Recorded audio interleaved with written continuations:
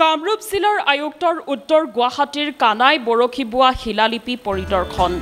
অসমীয়া ভাষাই ধ্ৰুপদীৰ মান্যতা লাভ কৰাৰ পাছতে প্ৰাসংগিক হৈ পৰিছে এখন বিশেষ শিলালিপি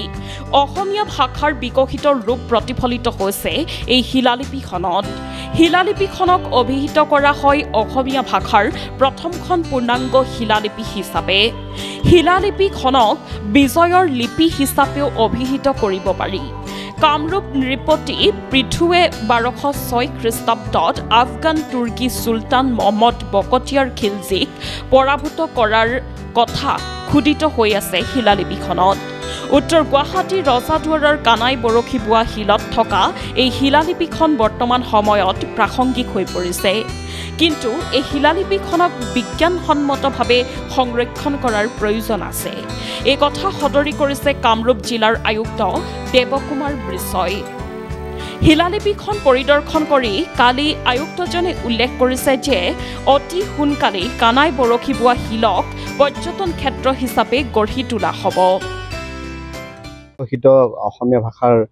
এখন শিলালিপি ইয়াতে আছে যিখনক আপোনাৰ বিজয়ৰ শিলালিপি বুলিও কোৱা হয় এইখন যেহেতু কানাই বৰশী বোৱা শিলত আছে গতিকে এইখনক সংৰক্ষণৰ কাৰণে বা সকলোকে আকৰ্ষণ কৰিব পৰাকৈ কিবা কথা ভাবিছে নেকি আপোনালোকে আমি অকমান চিন্তা আৰম্ভ কৰিছোঁ আচলতে আপুনি কোৱাৰ নিচিনাকে 1206 খ্ৰীষ্টাব্দৰ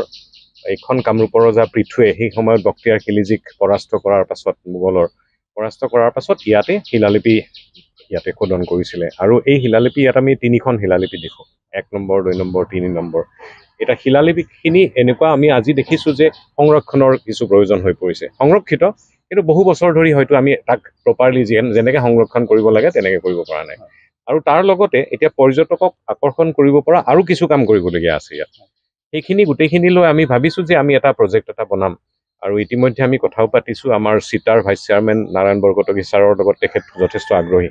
গতিকে আমি এটা আৰ্কিঅলজি ডিপাৰ্টমেণ্টে যিহেতু এই গোটেইখিনি সংৰক্ষণ কৰে বা চোৱা চিতা কৰে গতিকে তেওঁলোকৰ লগত ডাইৰেক্টৰ মেডাম আছে আৰু লগতে আবিলাকৰ ডাইৰেক্টৰ মেডামো আছে তেওঁলোকে আমাৰ পাৰ্টনাৰ হ'ব এই কামখিনিত আমি এটা সুন্দৰভাৱে প্ৰজেক্ট এটা বনাই আমি যদি চিটাৰ তেওঁলোকে যদি আমাক সহায় কৰে তেতিয়াহ'লে আমি বিচাৰিছোঁ যে এই ঠাইখন খুব সুন্দৰভাৱে সংৰক্ষিত হওক শিলালিপিখিনি বিজ্ঞানসন্মতভাৱে সংৰক্ষিত হওক আৰু এই ঠাইখন পৰ্যটকৰ কেন্দ্ৰবিন্দু হৈ পৰক এইটো আমাৰ প্ৰচেষ্টা এতিয়া হাতত লৈছোঁ আশা কৰোঁ আমি খুব সোনকালে কিবা এটা ইয়াত কাম আৰম্ভ কৰিব পাৰিম সংৰক্ষণৰ কথা হ'ল আমি ধৰ্মীয় অনুভূতিক আঘাত নসনাকে আমি কিছু কাম কৰিব লাগিব অৰ্থাৎ ভিতৰত আমি বহুত ঠাইত মন কৰিছোঁ যে এনেকুৱা কি হয় পিছলৈ মন্দিৰ হিচাপত তাক গণ্য কৰা হয় বা মন্দিৰ হিচাপত তাত চাকি ধূপ বা ধূনা জ্বলোৱা হয় যাৰ ফলত শিলালিপিবোৰৰ সংৰক্ষণ যথেষ্ট অসুবিধা হয় বেয়া হৈ পৰে গতিকে আমি সেইখিনি অকণমান তাত এই কৰিব লাগিব যে মন্দিৰটো তাত ধৰ্মীয় অনুভূতি আছে তাৰ ওপৰত আমি একো নকওঁ কিন্তু অন্ততঃ চাকি ধূপ যাতে ভিতৰত নজ্বলায় আৰু ঠিক তেনেদৰে যিহেতু মন্দিৰ বনাই দিয়া হ'ল গতিকে চাৰিওফালে ৱাল হোৱাৰ লগে লগে কি হৈছে তাত বায়ু চলাচল কৰিবলৈ ৰাস্তা নোহোৱা হ'ল গতিকে কিছু পৰিমাণে যাতে এয়াৰ চাৰ্কুলেশ্যনটো বন্ধ নহয় নহ'লে শিলালিপিখনত এফেক্ট কৰিছে সেই আটাইখিনি বস্তু চাই বিজ্ঞানসন্মতভাৱে আপুনি কোৱাৰ নিচিনাকৈ লাচিত বৰফুকনৰ যিখন শিলালিপি আছে সেইখনৰ আমি সংৰক্ষণৰ ব্যৱস্থা কৰিম উত্তৰ গুৱাহাটীৰ প্ৰতিবেদক সংবাদ লহৰ।